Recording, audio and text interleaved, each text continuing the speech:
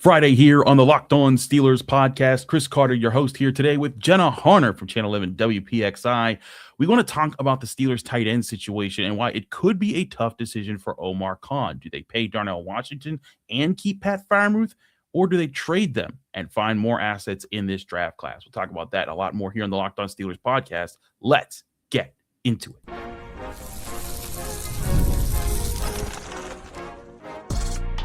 You are Locked On Steelers, your daily Pittsburgh Steelers podcast, part of the Locked On Podcast Network, your team every day.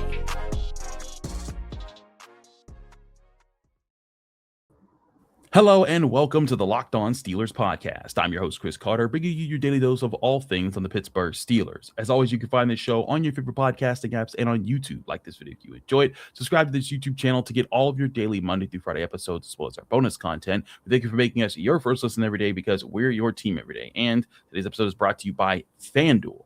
Use your profit boost on an NBA future bet, and you can get entered for your chance to win a trip to the NBA Finals. Play your game with FanDuel, the official sports betting partner of the NBA. As I said before, we're joined by the amazing Jenna Harner of Channel 11 WPXI. Always love having Jenna back on the show. So we don't have any more picks. So Jenna can't just be whooping up on me for the rest of the off season. I'm sure she will when we do our mock draft season and we do our final mock draft together and do a side by side. But Jenna, you did beat me in the regular season and in the postseason picks. It's getting ridiculous over here. I love it. I love it so much. We're having fun. Quick shout out to Team USA women's hockey for winning gold, because that was where I was before we recorded this, watching that game, and my heart is still beating out of my chest. My goodness. So shout out to the women of Team USA for getting the gold done, and let's see if the men can bring it home as well. And the way they did it too, right? You know, down 1-0 with just a couple minutes left, and they tie it up and they go win it in overtime. Super drama at the Olympics, which, by the way, have been covered by you guys at Channel 11 WPXI all throughout that process. But let's talk some Steelers here, Jenna. A question that I think the Steelers are exploring themselves right now is what to do with their tight end room right now. Now, I think it's a pretty foregone conclusion. Jonnu Smith will be out of the picture. He's a $10.8 million cap hit. Didn't really bring that kind of production. They can save $7 million if on their cap if they get rid of him. I see that coming. But another decision that I think actually is a bit tougher is what to do with Darnell Washington. Darnell Washington has been a good tight end for the Steelers, not just as a receiving guy over the past few years, but especially as a blocker, arguably been one of their best blockers. And now in 2026, he enters the final year of his rookie contract. He's been a very small cap hit his entire time. His cap hit is now $3.8 million. He's probably going to want a decent signing, maybe nothing crazy, but the Steelers are already paying Pat Freiermuth through 2028. This upcoming season, he'll be an $11.2 million cap hit. It'll hover around there to go to 12.1 in 2027 and then 10.4 in 2028. The question is, Jenna, can the Steelers afford to pay both of their top tight ends to keep them around for a few more years, or do they need to make a decision on one or the other? I think that they can, and I think that they should, because of the fact that both bring you such a different type of playmaking ability. And, I go back to, I know we talked about this a couple weeks ago, but I go back to Pat Freiermuth's comments to us in locker room cleanout after the Monday loss to the Texans, after the wild card loss. And basically the way he was looking to say, he hopes he's utilized better in a different way next year, and how tough of a season this past season was for him. And how many times did, we have conversations about they really should look to get Pat Freiermuth involved in this offense more. And how many times were fans clamoring for that, and listeners and viewers of the Locked On Steelers podcast as well, I'm sure really felt that way throughout the season. Why aren't they getting Pat Freiermuth more involved? And when you do get him involved in an offense, it opens up so much. We know his playmaking ability. We know what he can do. At the same time, his blocking ability is not spectacular. He is way more of the pass catching tight end than he is the blocking tight end, where you have that combination of the two in Darnell Washington. The part of Darnell that I think the Steelers might be able to have their way in negotiations with is just the injuries, the unfortunate injury history with Darnell Washington a little bit. But when he is healthy, he is an absolute weapon in so many ways in his run after catch ability, which is going to be something that this offense is going to heavily rely on in this Mike McCarthy West Coast offense here. But the way he can run down people, mow down people, and the way that they used him on that off as, that extra lineman in a sense to really block guys and open up holes for the run game. So both of these guys, no doubt, are incredibly talented, but I do think there are ways for the Steelers to make this work to keep both of them, but it isn't going to be this slam dunk. It's not going to be this easy. Okay, well, we're paying Pat this and it's going to be an easy negotiation with Darnell Washington. I think there's just going to be a little bit of back and forth, and there might be some conversation around moving one of them, not both of them, moving one of them. But I do think that there is going to be a way that they're both going to be on this roster come training camp.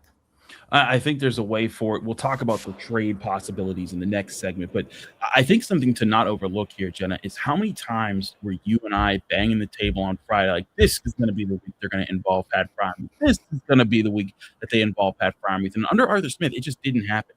I have a hard time seeing Mike McCarthy as the play caller and Brian Angelico as the offensive coordinator, who's coming with pass game designs that involve many different things when he was in Minnesota. I have a hard time with those guys looking at this and saying, oh yeah, we're just going to avoid this guy that we're paying like $10+ million a year throughout the game.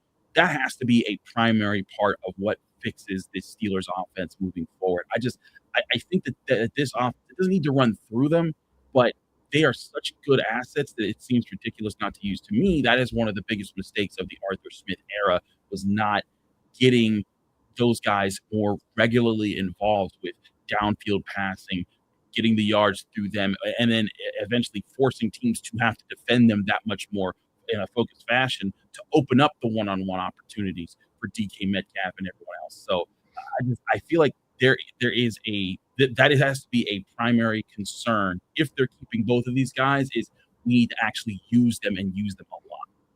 And, I know we're going to talk what this offense is going to look like and what they hope it's going to look like later on. But with an offense that hasn't had that receiver depth the last 2 seasons, as it's been this big glaring hole on your offense, that was the part of this that I never understood. Why aren't you getting Pat Freiermuth more involved, a guy who has that pass catching ability like a receiver, especially a guy that can make those tough, tight, contested catches over the middle? Why weren't you utilizing him more when you didn't have that depth, when you had to go out and get some of Aaron Rodgers guys and you had to bring in veterans like Adam Thielen, Marquez Valdes-Scantling? That was the most baffling part of all of it to me, and just some of the struggles we saw from this team offensively last year. And regardless of who the quarterback is next year, whether Aaron Rodgers comes back, whether they get somebody in the draft this year, which I don't necessarily think is going to happen, but never say never, or whether they decide that they're going to get a closer look at Will Howard and see what he can display. I think you are going to want, how many times do we talk about especially for some of the younger quarterbacks, having the tight end being the best friend of a quarterback? You're going to want both Freiermuth and Darnell Washington to be able to be those reliable guys. And also too, if it is Aaron Rodgers, not just necessarily speaking about young guys, but if it is Aaron Rodgers, we know the relationship he had with Pat Freiermuth. We know the trust that he had in Pat Freiermuth. And he even expressed, some of his frustrations that they weren't working the offense to get Freiermuth as involved as they could have been, and how patient he was. Some of the comments he said directly and some of the things that he said indirectly as well. But to me, both of these guys definitely should be a crucial part of this offense if they do want to take a step forward next year, regardless of who that quarterback is going to be. Yeah, I think that's a big part of what the Steelers need to decide. But if the Steelers don't want to keep one of them, trading seems like an option. I want to talk about those options with you, Jenna, and what that could lead to, as well as just other trade opportunities the Steelers might have on the roster. We'll talk about that next here on the Locked On Steelers podcast. Chris Carter, Jenna Harner, stick with us. We'll be right back.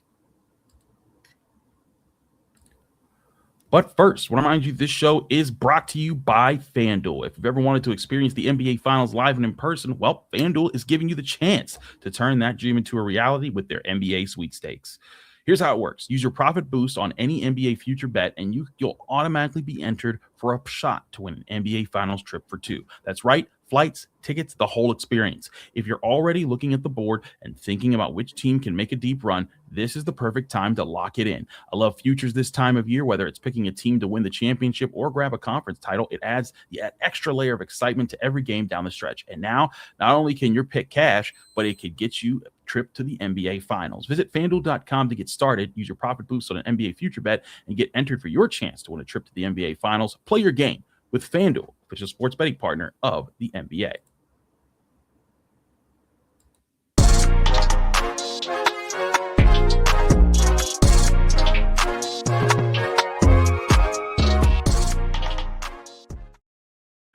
We're back here on the Locked On Steelers podcast. Chris Carter here with Jenna Harner of Channel 11 WPXI. Jenna, let's explore what a trade would look like for the Steelers to move on from either Pat Freiermuth or Darnell Washington, and what would be maybe more advantageous to what the Steelers are trying to do. Now, something that we've talked about a lot this week is that, more and more people are starting to look at the Steelers roster and particularly how it's constructed with guys still on rookie contracts, and noticing that there's a lot of guys with talent that aren't getting paid on this Steelers team just yet because of Omar Khan's early drafts. Think about Joey Porter Jr., Keanu Benton, Broderick Jones, Darnell Washington, Nick Herbig, Troy Fautanu, Zach Frazier, Mason McCormick, Derek Harmon. There's a list of guys that you're like, hey, this is a pretty good group of players that aren't getting paid just yet. And so eventually they're going to need to make those decisions on how to pay them. But who do you try to keep of that group, and how do you try to keep other guys around them? And so looking at trying to, build for the future and make that core that you're building right now the focus of the team, that can get kind of tricky. When you look at, if you were to trade either Pat Freiermuth or Darnell Washington, Freiermuth's going to turn 28 this upcoming season. So he's entering he's in his prime as a tight end, probably for the next 3 to 4 years as a playmaker. Darnell Washington will be 25 years old. So you could sign him to a 3-year deal, and then he would be at where Pat Freiermuth is right now. And to me, there's some enticing ideas right there. Like, if you wanted to move on from one of your tight ends and you're building for the future, would Darnell Washington be your guy to keep in that respect? Or would you say, look, Pat Freiermuth's already established himself. We want him to be this security valve as this receiving threat. We need to keep him for the next few years, especially if we want to get that quarterback in the draft, next year, and make things easier on him. Yeah, I kind of go back and forth with thinking through this and just kind of saying, okay, which option could be better? What could they do? But when you think, you look into it and you really think about it, I do think there could be value for Washington. How many times? I think this year was that year where a lot of people, not just necessarily Pittsburgh Steelers fans who know what he has been about, but nationally, he got a lot of respect among the league just based on some of the unbelievable playmaking abilities that we saw from him, and some of the unbelievable plays that he produced this entire season. I go back to the Bengals game where he trucked 3 guys in a row over, and you're just like, my goodness, he's mowing people down. That caught a lot of people's attention. And I think there could be some enticing discussions there. Again, I go back to his injuries, and I know that might play a factor. And if they were looking to trade him, he might not necessarily get all of the value you could if it was a guy that didn't go through some of the big injury stuff that he's gone through throughout his early career here. But I do think there could be some value. I just don't necessarily know if the Steelers look at that and they want to give that up, unless this would be something where you could you're getting a lot of really good feedback from teams where they're like, yeah, the value for Darnell Washington is going to be incredible. It'd be too much not to pass up, when ideally next year is the year that you're going to need to draft a quarterback. And you want to, I think that was a big part of what the Steelers did this year. They stockpiled so many of those draft picks, and obviously this quarterback class didn't shake out to be what it could be, or what it was going to be initially at the start of the season, or what it could have been. But there could be some value. I just don't necessarily know if the Steelers would want to do that unless a team is very, very willing to overpay for Darnell Washington. And you're like, hey, this is too good of a deal not to pass up here. That's where I feel like the Steelers should be with majority of their situations. We talked about this yesterday with Josh Taylor on the Locked On Steelers podcast, where we talked about the potential of trading away an outside linebacker, whether it be TJ Watt, Alex Highsmith, or Nick Herbig, and trying to get talent there. But the bottom line is, well, sure, keep your eyes and ears open, keep the door open, keep the phone lines on for conversations, but don't force someone out the door, just to force someone out the door. Make it so that if someone comes a knocking with a good deal, then you're ready to hear it. But this is where I think fans sometimes can get tripped up when they start getting in trade conversations, because, if someone says, hey, I'm giving you a high second round pick for Pat Freiermuth, okay, or a first round pick for Pat Freiermuth, okay, then we're talking. If they're talking about a second or a first round pick for Darnell Washington, okay, then we're talking about a third round pick for Darnell Washington. Like, those are different conversations that you could throw in the mix there.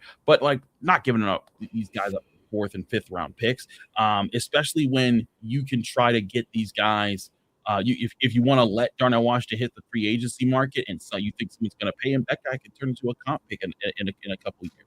Just like they let Russell Wilson, Dan Moore, and all these guys they let go last year turn into comp picks this year. And so that's where I'm at too, Jen, is that like, hey, see what the best value you can get there. The trick with the value here is of course the money that's tied to each of these players. If you traded away Darnell Washington right now, you'd be sending him to a team, again, a 25-year-old player to a team that could need a tight end, a really good blocking tight end who's going to get they'll have the full rights to make a new deal with him for the next 3 or 4 years. If they want that opportunity, that's great. If you send Pat Freiermuth somewhere, you're giving them a contract that's going to be to tie them with that team for 3 years at this rate. And the rate that Pat Freiermuth is making isn't that crazy. So you could be sending him to a team like, say, I don't know, the Rams or someone that just says, hey, you know what? We just want one more playmaker to get us over the top, to make us a dangerous, the most dangerous our team could be. And so we're a little bit more desperate. We want to cough up a pick to get there. That's where I think the formula is to make this happen. But this isn't going to be a thing where it's just, the Steelers should reach out and just take whatever they can get for either one of these guys.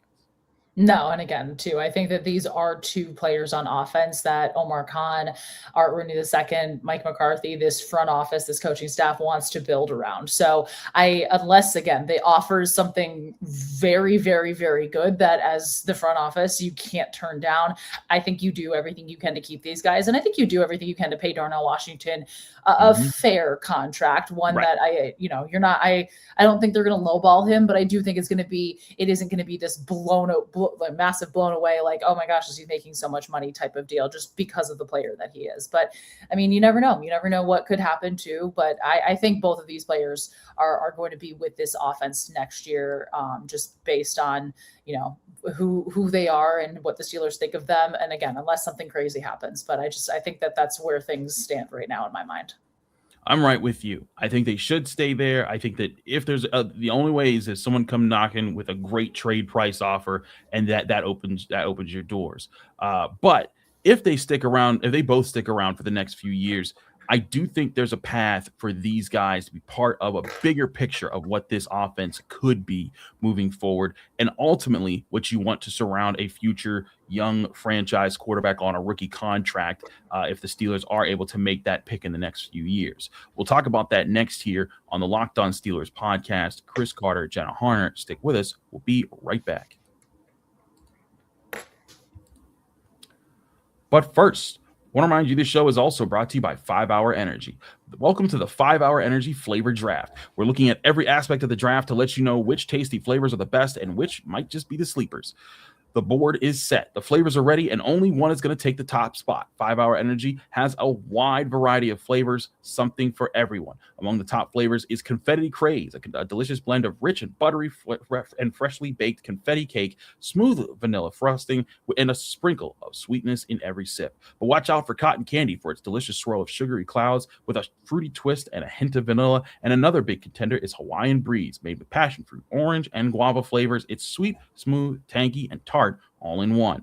Find your favorite flavor of 5 Hour Energy shots available online at 5hourenergy.com or on Amazon.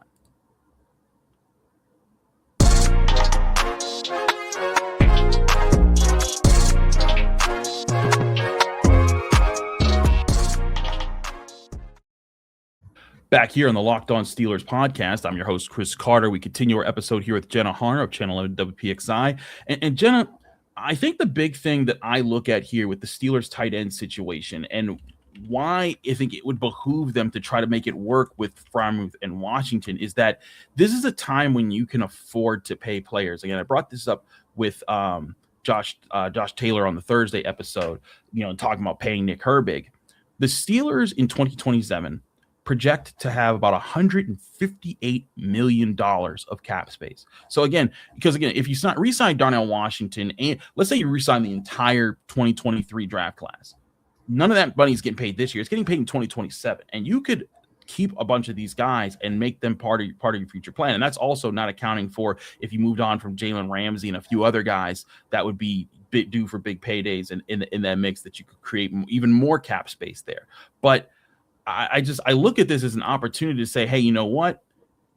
I've talked to everyone about, hey, this could be the year that they double dip at wide receiver in the NFL draft. Go get a top guy in the first round, a guy in the third or fourth round, and then those guys are surrounding DK Metcalf. Oh, and by the way, now you still have this 1-2 punch at tight end that has a really good receiving threat, a good receiving threat, a really good blocking threat, and a decent blocking threat. And then you have this offensive line that you've been maturing. Then you still have DK Metcalf. And if Jalen Warren, Kenneth Gainwell, Caleb Johnson, if you still have that, that could be a fully loaded offense ready to go for that. If you get your quarterback of the future in Arch Manning or Lenore Sellers or Dante Moore or whoever you get in the draft next year, Jaden Maiava, if you find that guy and you land it, they're going to have a system in place, a group of guys that Mike McCarthy, this offensive-minded head coach, can lead and say, hey, quarterback, just follow the system here. Just trust your guys. Lean on these guys. We built this system to be easier for you. That's when I think paying guys right now is something the Steelers absolutely should be doing. Yeah, and that seems to be the formula for when you have a rookie quarterback come in is like, hey, you have everything else. You have all the pieces around you. This doesn't have to be this complicated, complex thing. We are making life as easy as we physically possible for you. So that does seem to kind of be the formula. And this is a draft. I know you've talked about this at length, but this is a draft that is very deep at the receiver position, which is so advantageous for the Steelers that I do think it's going to be a very similar thing. I think they're going to get a top receiver talent in the first round, get a guy in the third, fourth round, that these two weapons are going to really solidify this offense. They're going to fill the hole that you've had at receiver for the last handful of seasons. And I'm also going on a little tangent here. I want to see what the development of Caleb Johnson is going to be like, because I think when you looked around the league last season, you saw so many of the other rookie running backs make impacts. Obviously his special teams blunder against Seattle kind of took him out of some things, but we didn't see nearly as much of him. And granted, because of the fact that Jalen Warren and Kenneth Gainwell were playing the way that they were playing, but I do want to see a little more development and see what potentially there is in Caleb Johnson in his second season here and how this offense could look to utilize him and the way that they can add his talent to this running backs room and lean on him a little more. So I think that there's a lot of potential hope for the future of this offense. And yes, it's hope, but I think that there can be a lot of good ways that this offense can go. But I do think it does start with, as we've talked about, having both Pat Freiermuth and Darnell Washington be part of this plan, not just for next year, but for at least the next couple of years based on what they both bring and the talents that they both have. That's where I'm at, Jenna.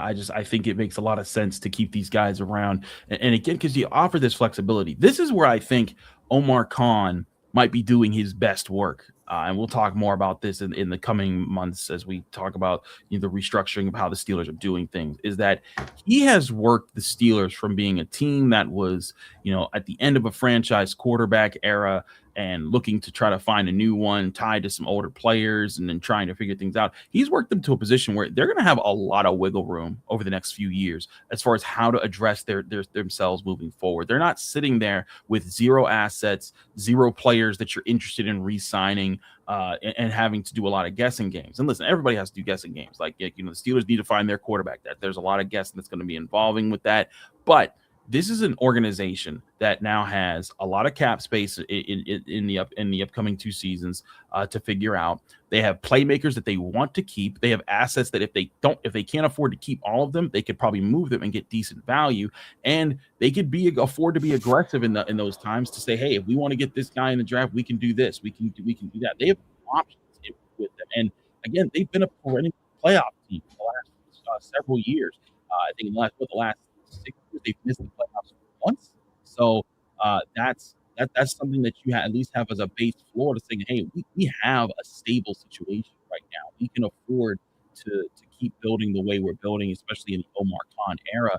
And that's why I just think that signing the guys that you've been building and keeping those guys around, it makes a lot of sense. Now, again, if someone comes knocking on the door, I'm not saying, shut the door in everyone's face when they're going to come and ask for a trade, but don't feel like forcing these guys out of the building is the answer. I think one thing that built Kevin Colbert's best teams was when they drafted good players, they kept them and they kept them around, they developed them, and that allowed them to be competitive in the late 2000s, in the mid 2010s. That's what they were able. That's something that they really did then. I think it would make sense for the Steelers to try to take that path right now.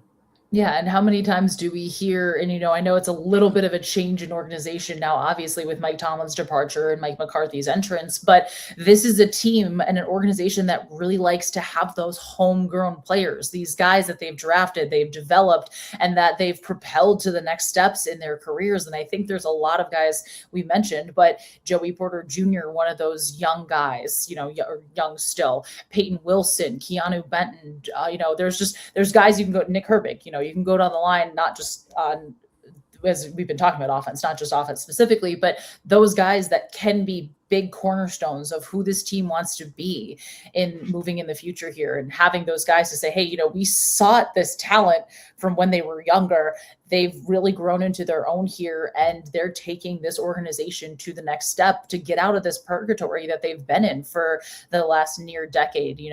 This is a team that, how many times we talked about, wants to win a playoff game and hasn't in almost a decade at this point. So if they can have these guys that they build around and consistently keep, and you're not going to keep everybody because of the way that the cap works and the way that money works, but also, is the salary cap even real because of the way they can restructure things? And, the Chiefs magically the other day, what did they do? Restructure Patrick Mahomes's contract, and all of a sudden, $43 million in cap space opens up. So that's my other little rant, that you can kind of manipulate the salary cap in so many ways if you're an organization. And the Steelers are good at doing that too, and what we've seen in the past. But I think that there are these guys that they want to continue to grow and develop and can build whenever they do look to get that quarterback in, so they have as much of this team in place to be able to look to make that run, to take the next step to get them out of, this, I don't want to say mediocrity, but this lack of postseason success that they've been in for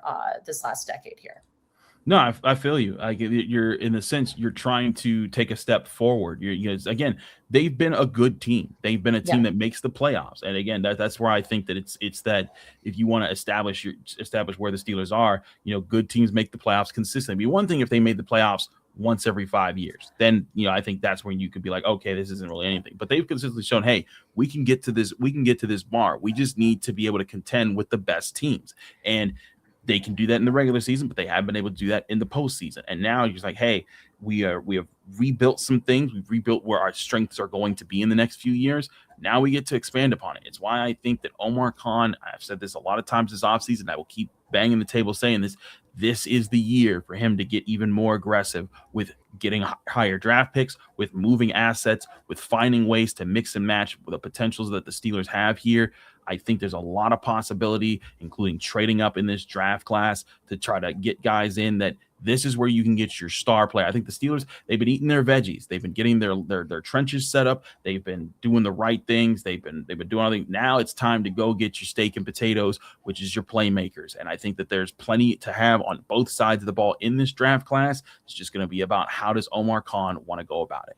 Yeah. And it's also, speaking of that too, it's also a phenomenal draft class for defensive backs and cornerbacks, an area of need for this team. So, yes, it's not the quarterback draft that the Steelers thought that they were going to have, but I think that there are options for them, potentially likely Aaron Rodgers, that aren't going to be this, hey, they're taking a massive step backward here, but this is a draft where, okay, the quarterback's not there. Receiver talent, which is a big key of what you need, is there. DBs, safeties, cornerbacks, a big area of need is there. So I think that there's going to be a lot of opportunity for the Steelers to continue to, build in areas that they need to build in.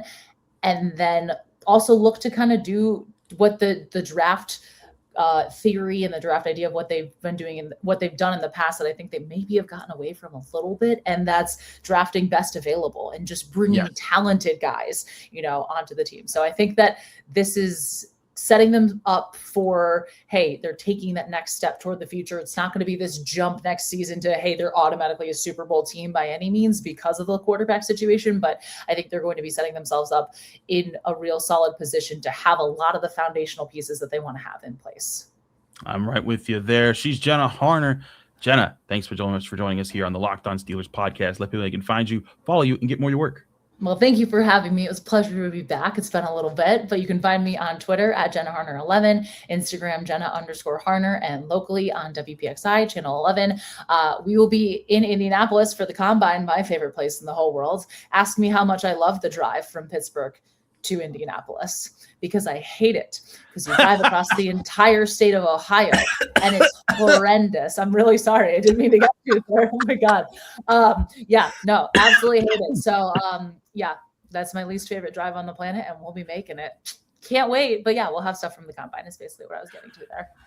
Absolutely, Jenna. Thanks so much for joining us. I'll have stuff for you, the Combine, as well here on the Locked On Steelers podcast. I'm sorry, that drive is pretty boring. It was when you said that I laughed very hard as I wanted to laugh harder, but I didn't want to cough into my mic anymore. But Jenna, thanks so much for joining us here on the Locked On Steelers podcast. Thank you all for joining us here on the Locked On Steelers podcast. I'm your host, Chris Carter. You can follow me on all your social media platforms, same handle everywhere, at Carter Critiques. Read my work at the Pittsburgh Post-Gazette by going to post-gazette.com. Find me here on the Locked On Steelers podcast every day, Monday through Friday, on your favorite podcasting apps and on YouTube. But like this video if you enjoy it, subscribe to this YouTube channel to get all of those daily Monday through Friday episodes back here on Monday, where we'll be getting you ready for the Combine all next week long, where I'll be in Indianapolis. See you there.